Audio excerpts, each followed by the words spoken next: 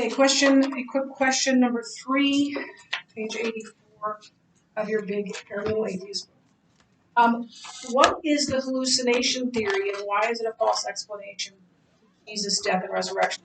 Now we're going through alternate theories because those who believe that Jesus couldn't have risen from the dead have to account for the fact that he was seen alive by more than 500 people, or at least so they thought.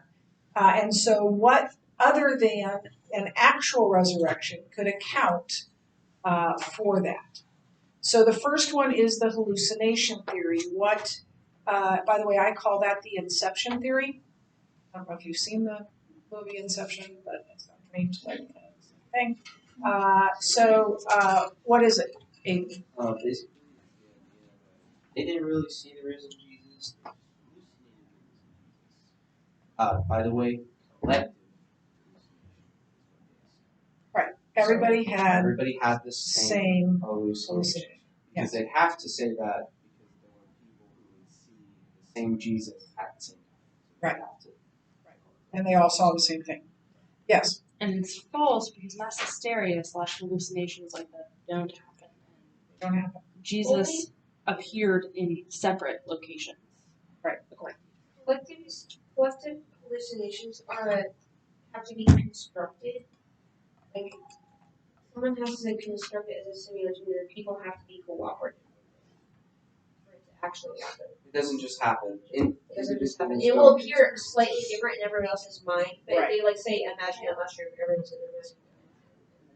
It'll be different, but right. But they don't. That's not the exact same hallucination. Yeah, and the problem is he showed his hands. That was another thing. It was very specific. It would have to be a very specific. If there was a collective hallucination, it would have to be in a modern setting that something like that could happen because of how big and it was, and it would have to be willing participants in a controlled setting. But also, it wouldn't ever be this exact same. It would be 800 gathering. Right. Right. So they believed they had seen Jesus alive again after his resurrection, after his death and resurrection. And so they all had this common hallucination. But other than what Roy has just described, hallucinations are an individual experience. I don't know if you've ever seen a movie that is placed in the 60s, early 70s. Anybody go to the Jesus movie? Or the Jesus Revolution? Okay. So you know that drug party, right? And they were hallucinating, right?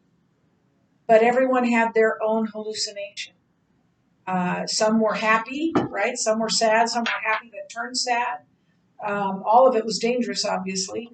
But those sorts of parties were pretty common in the 60s. Never went to one, don't worry. Well, I was like,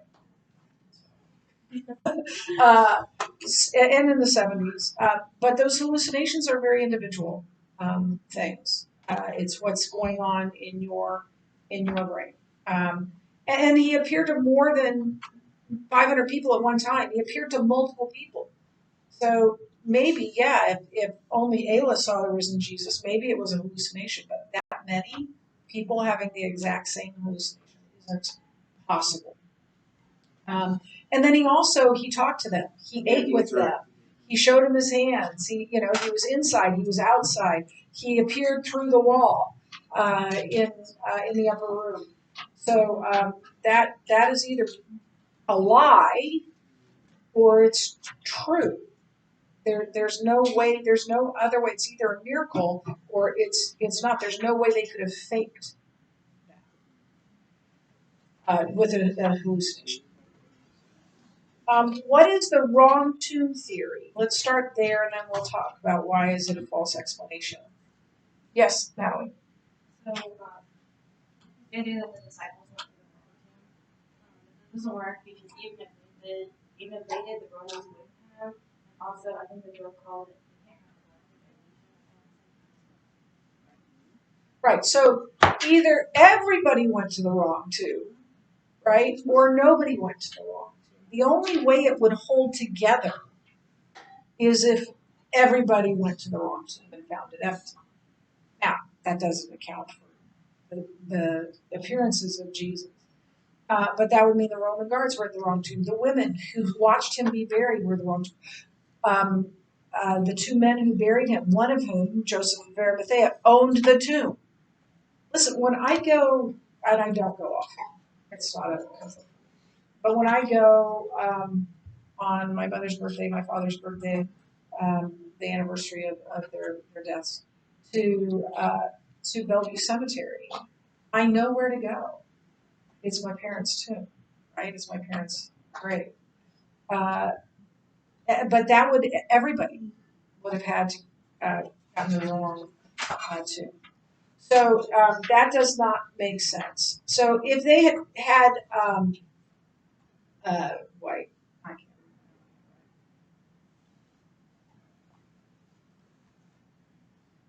Yeah, the authorities would have produced the body.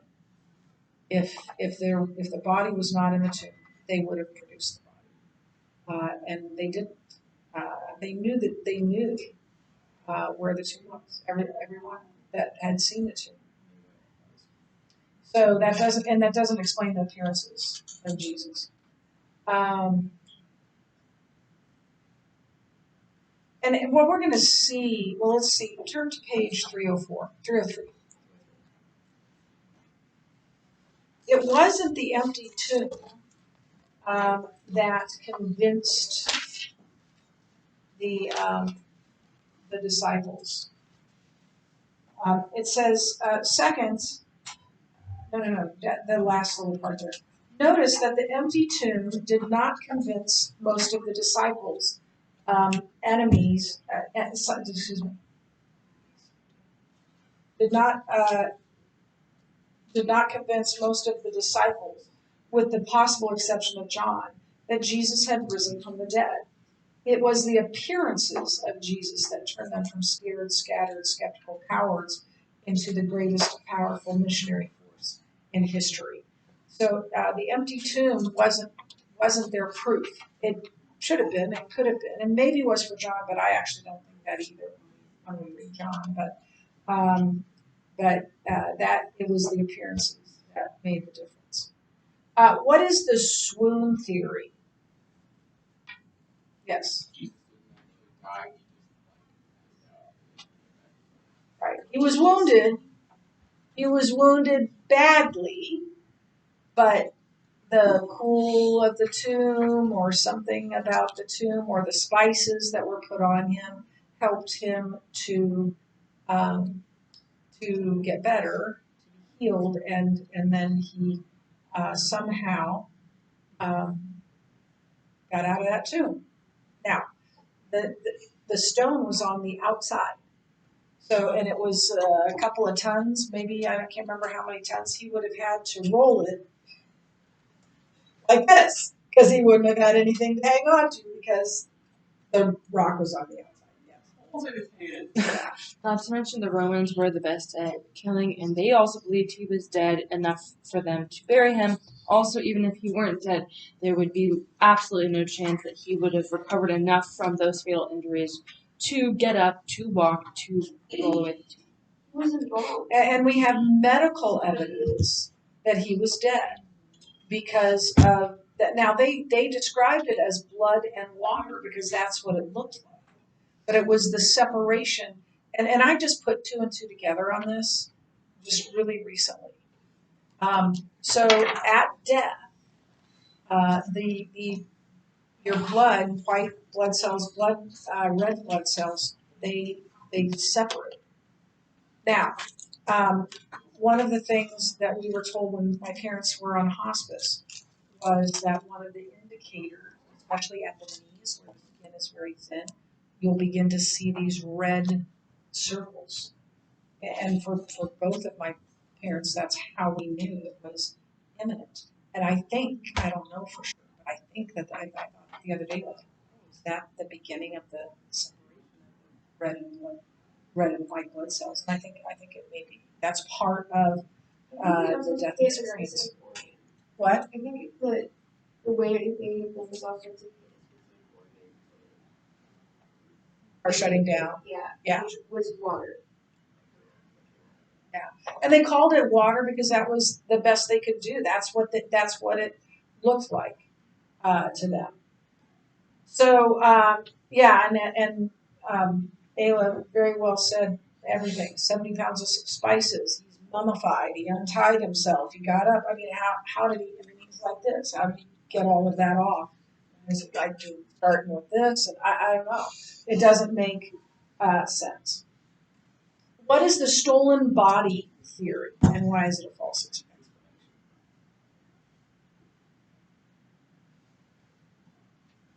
Yes. Basically, the disciples stole Jesus' body so that they could go around and basically spread the truth that Jesus rose, but they got beaten and killed for it. I don't know. I didn't lie about that. Doesn't tell us what they did with the body. If they paraded them around Jerusalem, who knows? I mean, and how could they have overpowered the guards? The guards ran away, and that's not just Christians that say that. They're outside sources that say that.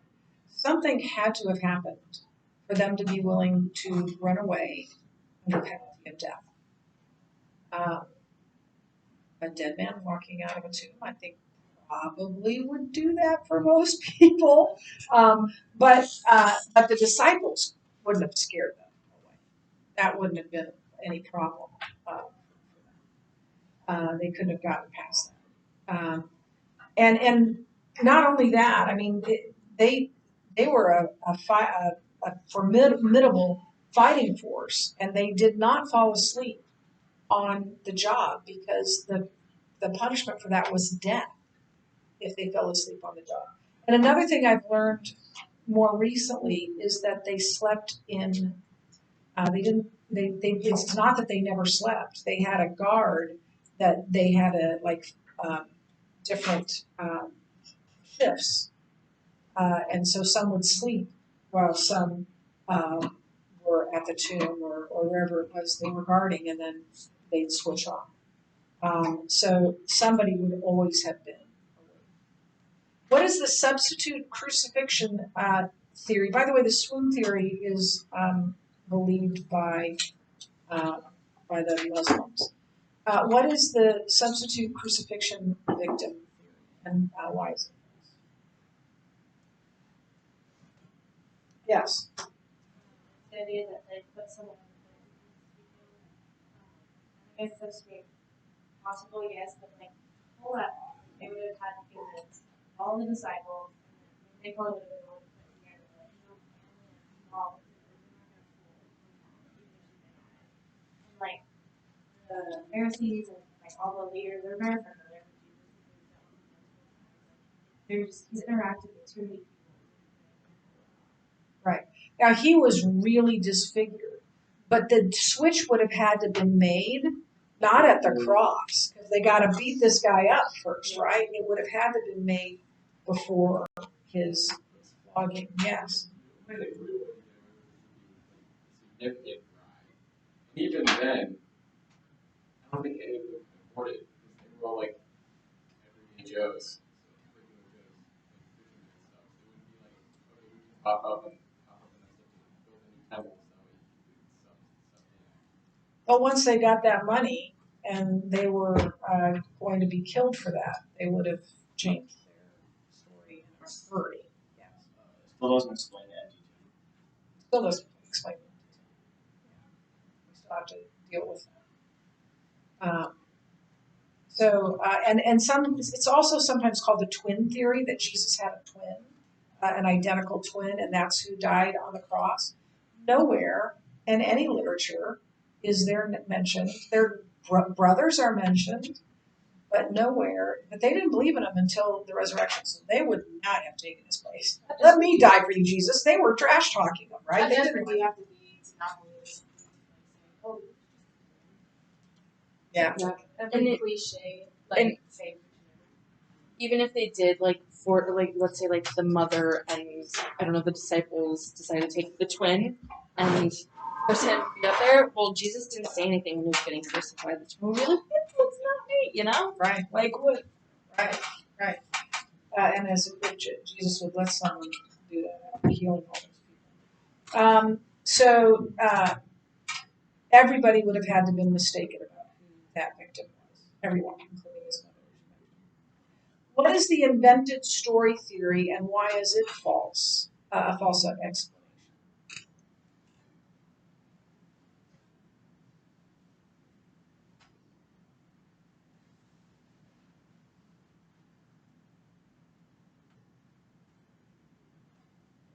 Yes. So it's that the disciples constructed this story about themselves. Like, there's too much evidence to say that there's outside sources to confirm it. Plus, we talked about before, like, there's such a big myth. As soon as, like you said, like, death is there, there.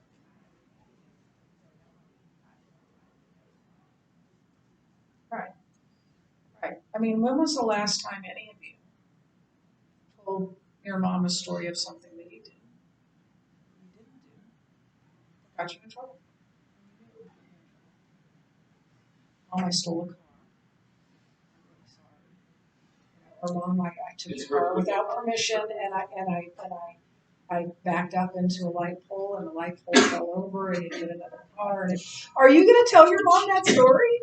No. Give her a heart. What are you going to say? It wasn't, if you got into an accident, you wouldn't make up a story to get in trouble. You make up a story to not get in trouble, right? When we make up stories, it's trying to get us out of trouble, not into trouble. Yeah. Well, also along with that, there's also if it was invented, then they just wouldn't have gotten in trouble for it because everyone else around would have known it was invented.